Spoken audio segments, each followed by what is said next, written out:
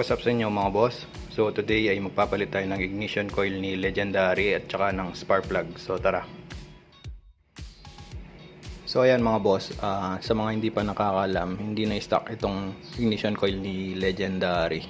Ang brand nito is Apido na budget mill lang din. So ngayon napapalitan natin siya ng ito. Python na 7400 na racing ignition coil. Ayan, since na naka set na yung motor natin or si Legendary, kaya ito yung napili ko. Ayan, mamaya check natin mga boss. Tapos pagdating sa spark plug naman, ito NGK muna. Hindi muna ako bumili ng iridium, try ko muna ito.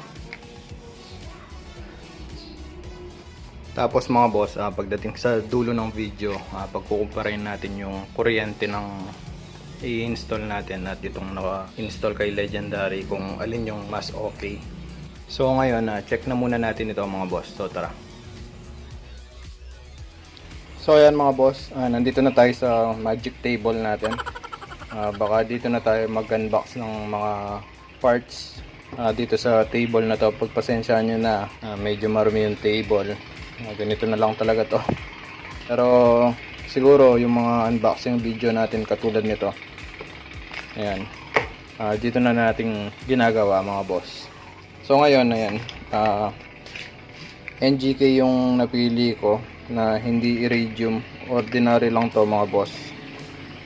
Ayan, sa pinagkukuhanan ko kasi wala pang iridium, kaya ito na muna yung binili ko. Tatry ko muna kung okay. Try natin to mga boss, pero kapag hindi okay, para kay Python, itong spark plug na to, magpapalit tayo ng iridium. Nasa 100 pesos lang ata to, pero orig to mga boss. So pagdating naman dito sa ignition coil, ayan, Python yung napili kong brand.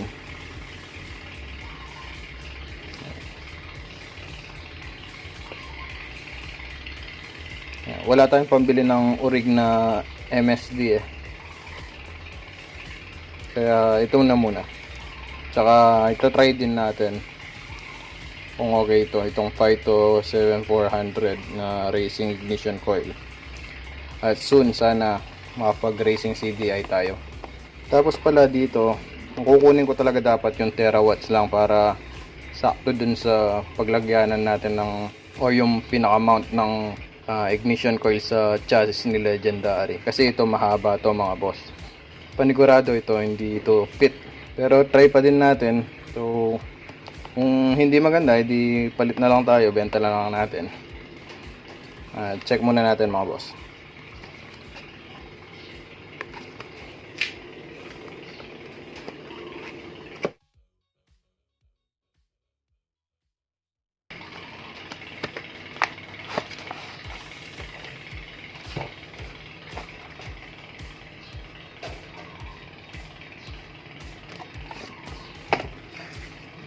Manual na hindi naman natin binabasa.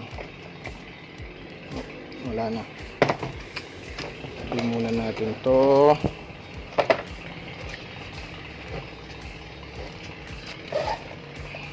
Tapos ito yung mga wire nya.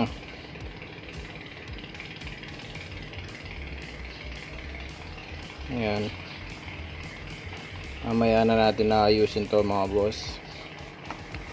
Tapos ito yung high tension wire nya. Check natin.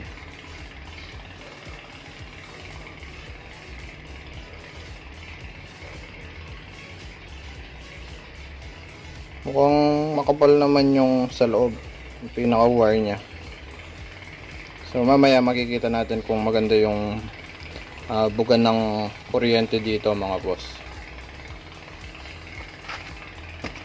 Tapos ito na yung pinaka unit.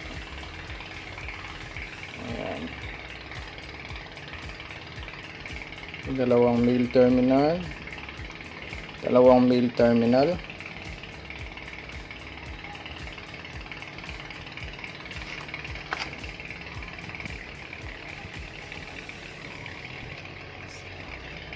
Tapos sa pag-install nito, sundan lang naman natin yung pagkaka-install ng stock. Ayan, bali ganyan. Yun lang.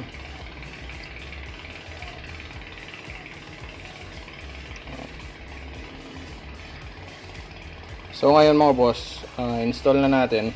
Ta-timelapse ko na lang. Tapos paliwanag ko na lang kung meron man modification na gagawin dito. So tara.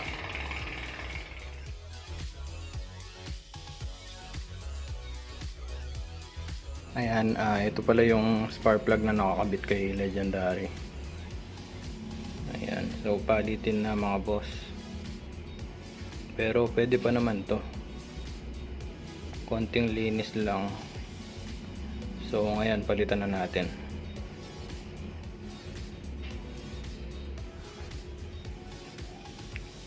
Same lang halos. Pero iba lang yung code. Ayan. C7HSA, C6 yung luma. So ngayon install na natin to mga boss.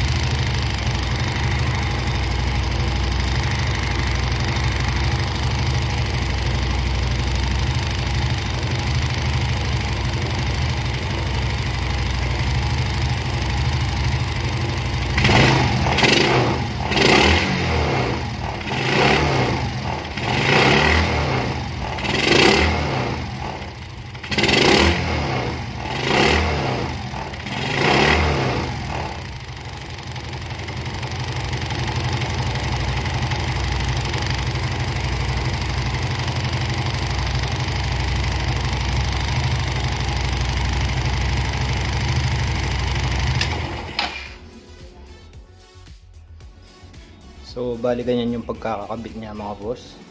Hindi ko lang siya gusto kasi ayun nga malaki siya. So siguro papalitan ko na lang ng terawatts. So check natin. Ayan.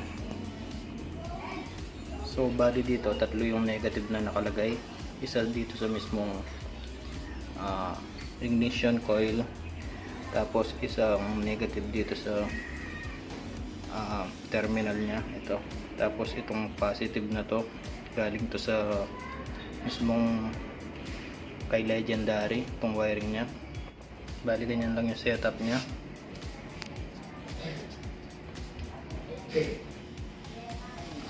Bali itong isang wire na to na positive is bali naging ganito na. Ayan.